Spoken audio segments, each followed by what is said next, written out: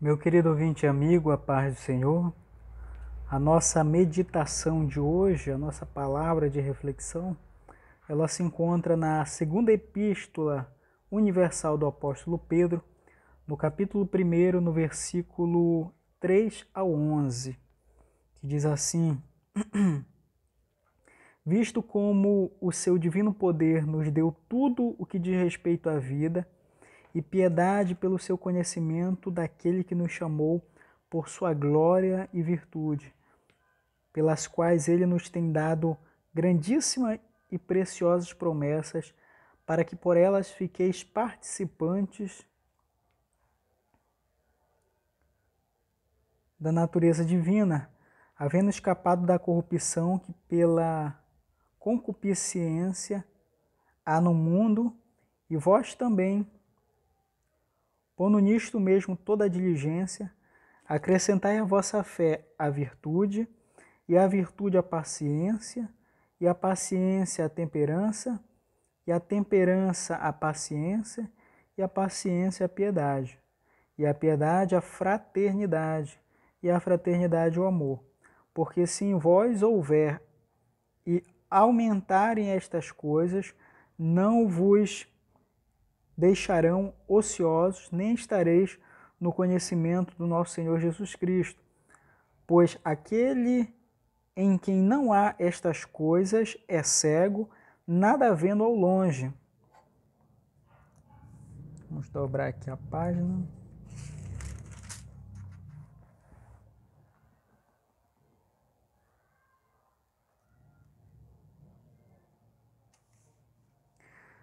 Havendo-se esquecido da purificação dos seus antigos pecados, portanto, irmãos, procurai fazer cada vez mais firmes a vossa vocação e eleição, porque fazendo isto, nunca jamais tropeçareis. Olha só que maravilha, né? Também nós vamos ler o texto de Lucas, no capítulo 7, do versículo 36 ao 47. Lucas capítulo 7, versículo 36 ao 47, vai dizer assim, fala sobre a pecadora que ungiu os pés de Jesus. Convidou um dos fariseus para que fosse jantar com ele. Jesus, entrando na casa do fariseu, tomou lugar à mesa, e eis que uma mulher da cidade pecadora, sabendo que ele estava à mesa na casa do fariseu, levou um vaso de alabastro com unguento e, estando por detrás, aos seus pés, chorando, regava-os com suas lágrimas e os enxugava com os próprios cabelos, e beijava-lhe os pés e os ungia com o unguento.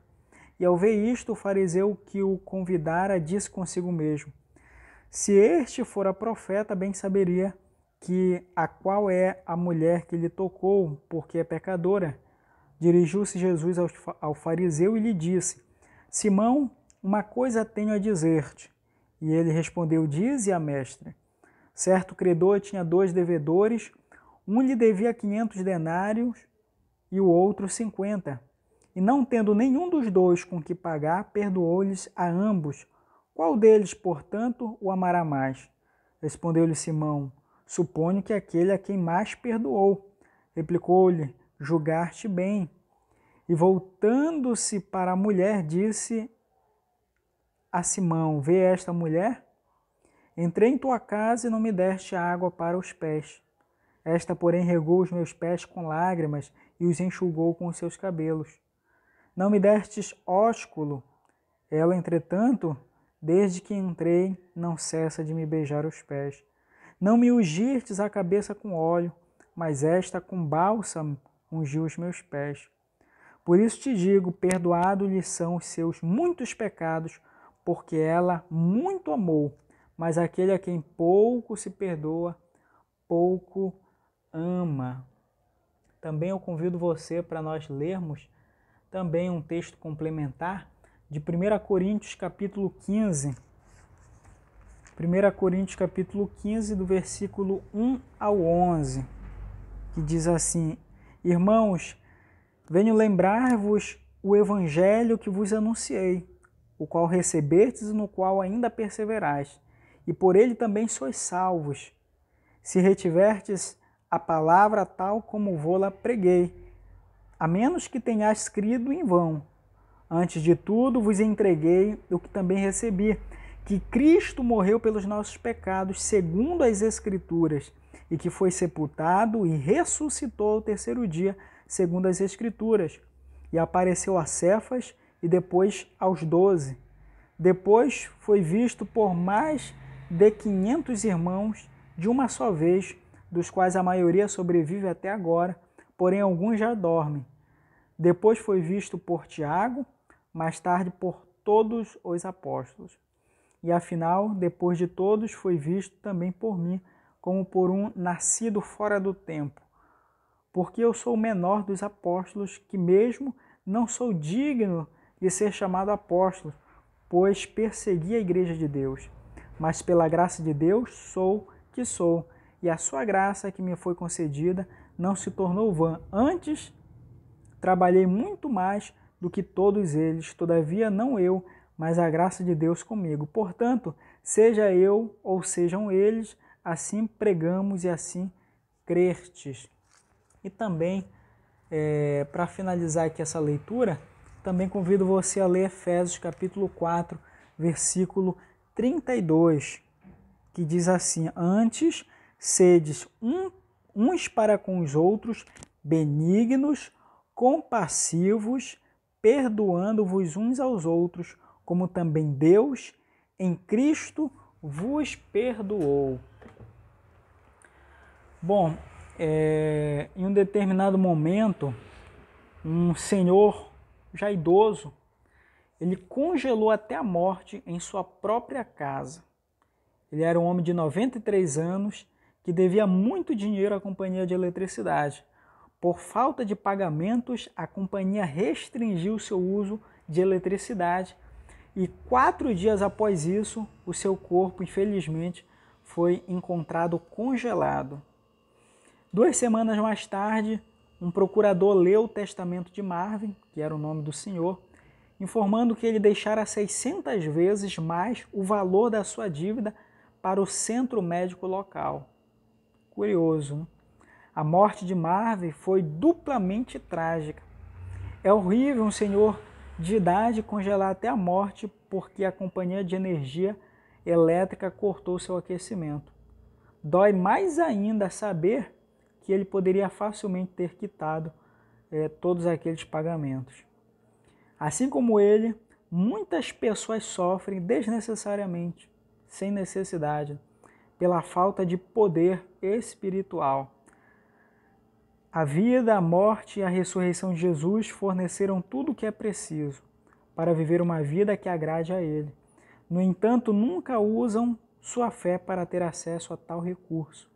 Alguns gemem sob ondas de culpa, incapazes de aceitar o perdão divino e prosseguir com as suas vidas, simplesmente. Outros se afundam em abusos de sofrimento e se identificam com seu status de vítima, que se recusam a estender o perdão de Deus àqueles que os feriram, causaram alguma dor.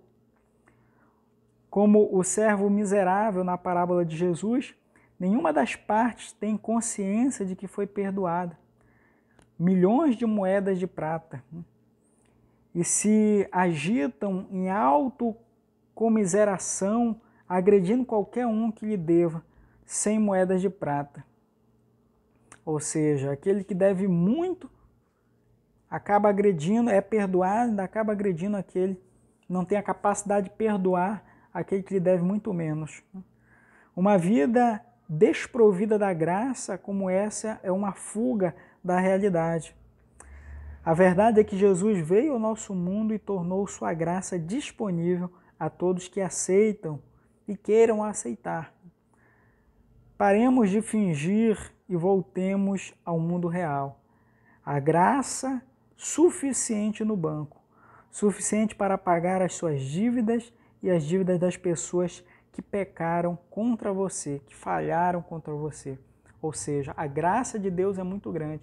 Então, não nos privemos desta graça, mas nós já temos o acesso a ela e também não venhamos nos privar dela novamente. Eu quero que você nesse momento reflita, é o pecado ou a falta de fé que o impede de aceitar a graça de Jesus e passá-la adiante? Será que você é pecador demais para que o sacrifício de Jesus possa perdoar você?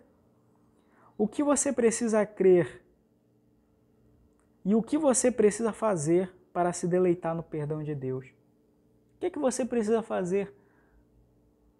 O que é que está sendo necessário ainda para que você possa aceitar que Deus ele está lhe perdoando? Então pare de se vitimizar, pare de achar que você é o maior de todos os pecadores, que você, assim como o apóstolo Paulo, né, falou, talvez até de forma exagerada, né, eu sou o maior de todos os pecadores. Independente do seu pecado, o sacrifício e o ato de Jesus, o sangue de Jesus, é mais poderoso para perdoar o seu pecado e lhe limpar de toda a culpa. Que Deus abençoe a sua vida, a sua casa e a sua família. Tenha um ótimo dia na paz do Senhor.